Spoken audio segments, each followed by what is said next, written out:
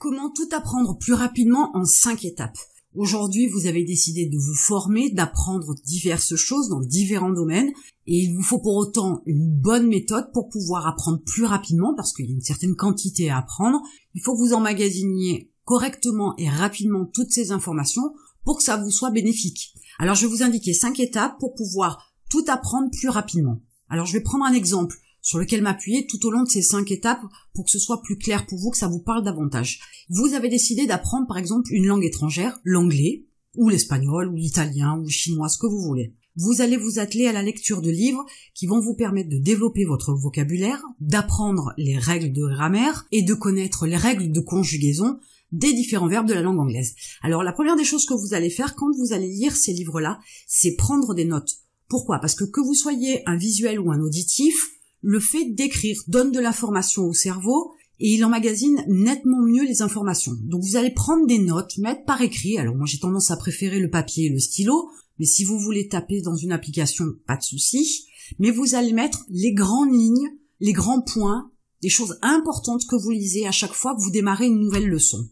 Ces informations-là sont des notes qui sont jetées, ce ne sont pas des phrases construites, ce ne sont pas un cours bien établi, ce sont des notes jetées, des informations que vous pensez être importantes et que vous devez conserver en mémoire. Donc notez tout ce qui vous semble important, notez les points importants de ce que vous lisez, de façon à pouvoir aussi faciliter la mémorisation de ces informations. Dans un deuxième temps, vous allez reprendre vos notes, et vous allez les structurer pour que ce soit plus cohérent, pour qu'il y ait un fil conducteur, pour qu'il y ait une suite logique d'informations. Une fois de plus, cette logique-là va s'ancrer dans votre cerveau beaucoup plus facilement que si vous jetez des notes comme ça, qui n'ont ni queue ni tête, qui n'ont pas une suite logique. Dans ce cas-là, le cerveau il va être obligé de faire des efforts pour pouvoir à chaque fois trouver le fil conducteur. Donc pour éviter de se fatiguer le cerveau, pour que les choses rentrent plus vite dans votre mémoire, essayez d'avoir des notes qui soient bien structurées pour que ce soit plus logique dans l'évolution de la réflexion et de l'action et de la mise en place de ce que vous avez noté. De ces notes-là, vous passez à la troisième étape où vous allez détailler le fonctionnement des informations qu'il y a dans ces notes. Je vous donne un exemple. Si vous abordez une règle de grammaire, il y a la règle d'origine et il y a souvent des exceptions. Quelquefois, les exceptions vont être liées à une activité particulière, vont être liées à un moment particulier dans le temps. Donc, il suffit à chaque fois, dans la structure des notes, d'indiquer les causes, les avantages, les bénéfices, les effets, les résultats. Pourquoi vous utilisez cette règle-là? Dans quelles conditions vous l'utilisez?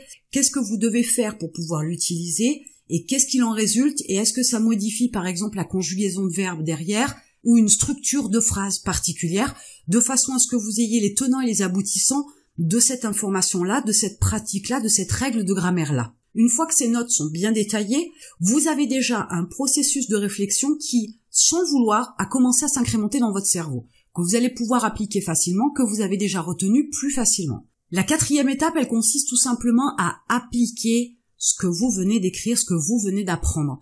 Parce que sans appliquer quoi que ce soit, ça rentre d'une oreille, ça ressort de l'autre. Le fait d'avoir des gestes, ne serait-ce que par l'écriture de phrases utilisant la règle de grammaire, va vous demander de réfléchir. Et vous connaissez bien l'expression « c'est en forgeant qu'on devient forgeron ». En mettant en application la règle de grammaire, en créant des phrases qui vous obligent à utiliser cette règle de grammaire, vous allez voir aussi que vous allez aussi davantage implémenter cette information-là dans votre cerveau et dans votre processus de réflexion et d'utilisation de l'anglais et de cette règle de grammaire. Et une fois que vous avez appliqué cette règle-là et que vous avez réitéré l'application dans le temps, à un moment donné, vous la maîtrisez suffisamment pour pouvoir l'enseigner. C'est la 5e étape. Et vous n'apprendrez que mieux si vous êtes capable d'enseigner ce que vous avez appris à quelqu'un d'autre, une ou plusieurs personnes, peu importe. Mais l'enseignement à une autre personne de ce que vous venez d'apprendre va vous permettre aussi de pouvoir lui fournir toute l'information concernant la règle de grammaire, le processus de réflexion logique, ainsi que ses causes, ses avantages, etc.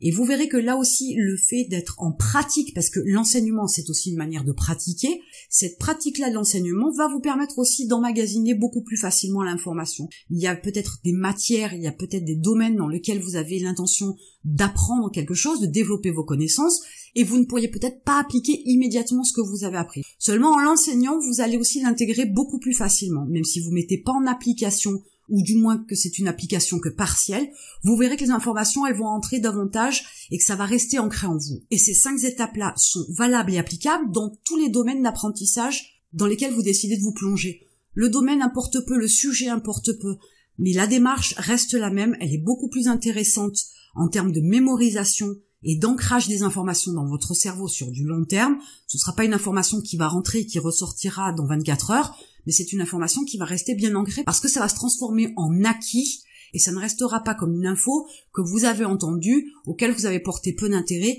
et qui va ressortir de votre mémoire. Dans votre démarche pour devenir entrepreneur et monter un business, il y a bien évidemment des domaines que vous ne connaissez pas. Il y a bien évidemment des domaines, tout comme par exemple l'apprentissage de l'anglais, qui vont être nécessaires à votre évolution, au fait de pouvoir vous développer, de pouvoir utiliser des compétences dans des domaines bien spécifiques que vous ne connaissez pas. Donc vous êtes obligé de vous former. Il est important, si vous commencez maintenant ou si vous avez déjà commencé votre apprentissage en lisant différents bouquins, reprenez ces livres-là et relisez-le, mettez en place ces 5 étapes-là, vous verrez qu'il y a tout un tas de notions qui vous ont peut-être échappé à la première lecture, il y a tout un tas de notions que vous n'aurez pas mémorisées et que vous allez pouvoir emmagasiner une bonne fois pour toutes. Avec ces 5 étapes-là, vous allez pouvoir tout apprendre plus rapidement et ainsi vous former davantage. Et en attendant, je vous retrouve de l'autre côté.